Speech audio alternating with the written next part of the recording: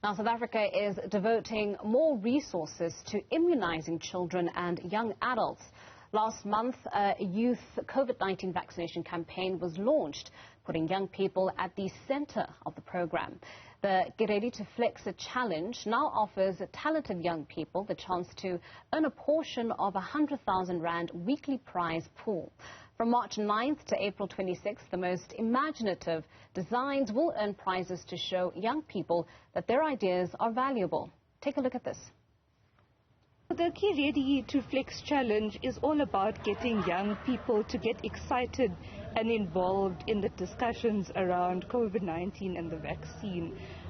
It creates a platform for young people to showcase their talents, whether it be drawing, arts, singing, whatever your talent is, just to showcase your talent and see there are prizes to be won, which we're very excited about, and to encourage other people to get the vaccine. It was a very powerful session that we had with them today, and in particular with the NGOs. It's actually quite what we need in this campaign to drive vaccinations, because it reaches the majority of the people that are not on your social medias, etc. And they're mainly in the rural areas. They go door to door, they engage the people, and those are the people we need to speak to. So we believe as an organization that young people love soccer, so we use it as a language for them to encourage them to vaccinate. For instance, we were playing a game, it's called Zebras and Lions. So the lion would come and chase around our zebras to ensure that we are bamba, just to catch the zebras. If the lion catches the zebra, then the zebra changes to become a lion. The lion touching the zebra, you can actually get COVID. So we change it then when we're having discussions that the lion was actually the COVID, and then the zebras were the community, and how we're showing just how it spreads. Well, joining us for more on this is Dr. James Menyah-Artivor. Dr. James Menyah-Artivor, thank you so much for your time and thank you for joining us. We know that vaccine hesitancy has been a major contributor to South Africa's slowed inoculation efforts against COVID-19. How does the KeReady campaign hope to actually address this problem, particularly amongst the youth? Thank you, Takuza. Good morning, and good morning to your viewers. The KeReady campaign, at its core, is really about putting young people first, putting them in the driving seat. We've heard that ever since the pandemic began, young people have been forgotten and haven't really been in the discussion. We've seen it with the vaccine rollout as well. Older people and the vulnerable population have been the main focus, and now it's time for young people to come to the fore.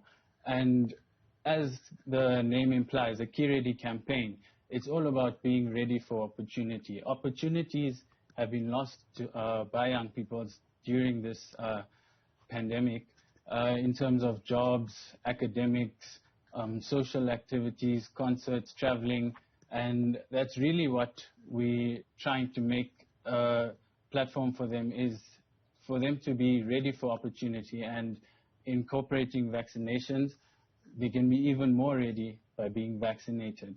Do we know why young people are being so resistant? I mean, you mentioned that the idea for the campaign is to put young people back in the driver's seat, to have them have some sense of control when it comes to the COVID-19 narrative that we've been hearing. Is it a case of, taking back the conversation away from the politicians, away from civil society, away from business, and bringing it squarely back to the youth and have them tell us what their needs are when it comes to tackling the COVID-19 pandemic?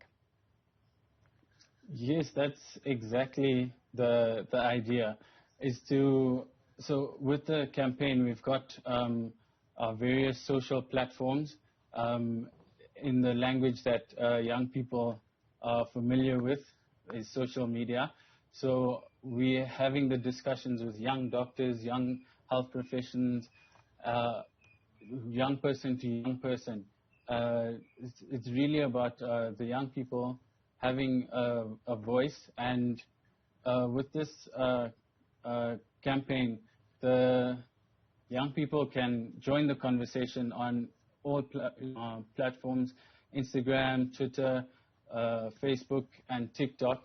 With the handle is @KeReady2Flex, and the hashtag KeReady.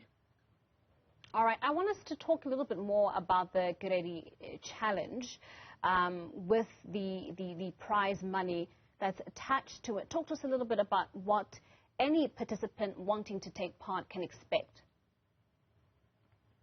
Well, the challenge is really, as we said, in the language of young people, it's about getting them excited about being vaccinated, encouraging each other, having the conversations, busting the myths. So with this campaign, or with the KeReady2Flex challenge, we're urging all young people to get involved, submit your videos, voice notes, artwork, dance. It's all about flexing your talent. And the submissions will be done on WhatsApp, but to boost your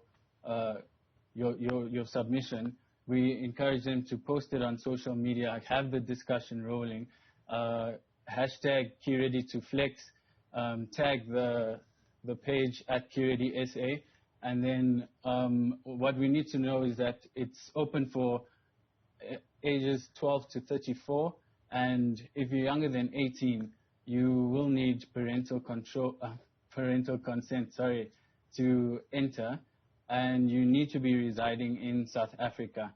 The WhatsApp line for more T's and C's and information is 060 or 019 0000.